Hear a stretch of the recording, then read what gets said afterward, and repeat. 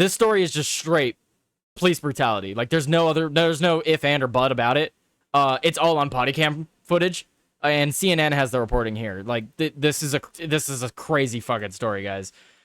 4 New York prison guards have now pleaded guilty in the beating death of an inmate, Robert Brooks. 4 prison guards pleaded guilty Monday in the death of Robert Brooks, a black inmate whose brutal beating at an upstate New York prison was captured on body cam video. This guy was not able to fight back. Before you guys even ask, this guy was not able to fight back. He was handcuffed while they beat him to death.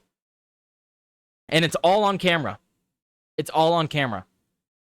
The plea comes 2 weeks before the start of the trial for a group of guards accused in the death of Brooks, 43, who was pummeled while handcuffed at the Marcy Correctional Facility on December 9th. The beating of the restrained man triggered outrage and calls for reform. 4 out of 10 guards indicted in February are still headed to trial for October 6th, including 3 accused of murder. 2 guards facing a top charge of murder pleaded guilty in a Utisa court to a lesser charge. To a lesser charge in the indictment, first-degree manslaughter. Under the agreements, Nicholas Anzalone and Anthony Farina, who both have resigned, will be sentenced to 22 years in state prison. I don't know if I agree with that, man. 22, that's it? That's it? 22 years in state prison for beating a man to death while he was handcuffed? You ganged up on a dude that was fucking handcuffed and you get 22 years? Beat a man to death and you get 22 years. No, dude. No.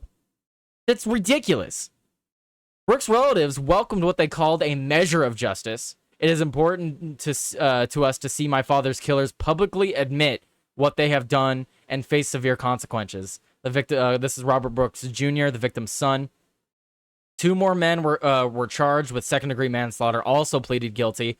Michael Mashaw will be sentenced to 3 to 9 years in prison, and David Walters will be sentenced to 2 years, 4 months to 7 years in prison.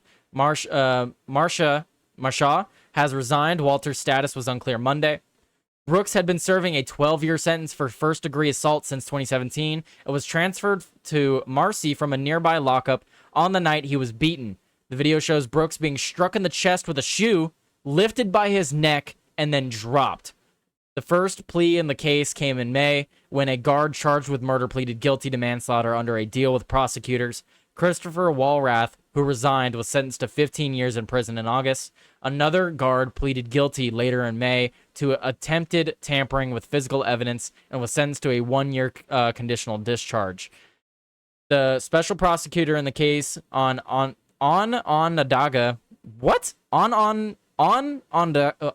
I can't say names. I'm retarded with names. Sorry, guys. County District Attorney William Fitzpatrick, who was also prosecuting guards in the fatal beating of Messiah Nantwi on March 1st at another Marcy lockup, the Mid-State Correctional Facility. 10 guards were indicted in April, including 2 who are charged with murder. Both prisons are about 180 miles northwest of New York City. I mean, this is insane, guys. At least the officers are fessing up to it, but I mean, how can they not, considering this is all on body cam? What I understand is, like, we're in an era where there's cameras everywhere. Cops have to wear body cam footage. They have to have body cam, and they're not thinking about this as they beat a man to death. They're not thinking about this as they throw a shoe at his chest and pick him up by his throat. They're not thinking about how, I have a camera on me.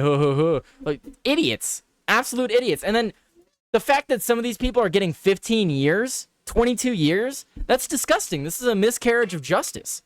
If I was in this man's family, I would be absolutely outraged. All of these people that laid hands on my family member, I would be advocating for life in prison. Life in prison. You beat a man who was handcuffed while in a room of 10 people.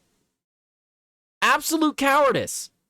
Absolute cowardice. I don't care if this guy was spitting on you. I don't care if he was making threats about your mama. I don't care. I don't care. He was handcuffed, and there's 10 of you. No reason to beat this man to death. No reason. Life in prison. Life in prison. 22 years? 22 years. So this guy will get out in 22 years and be a part of society, and we're supposed to just let him be a part of society again after he beat a man that was cuffed? Some people are beyond reform. I don't know if these people are beyond reform, but I don't want them in society with me. If they have the mob mentality again to just go and beat someone while in a crowd. Sounds like a paid hit, and like this has happened before there. Well, it said that there was a nearby facility that something similar had happened. But I don't know, man. Absolutely insane. Yeah, so something happened. Something happened where this guy got cuffed and beat to death. Insane. And then you can see here, this cop, he's standing on his right foot, sticking his left foot up while all these cops are holding him down, and he's kicking him. It looks like he's kicking him in his chest.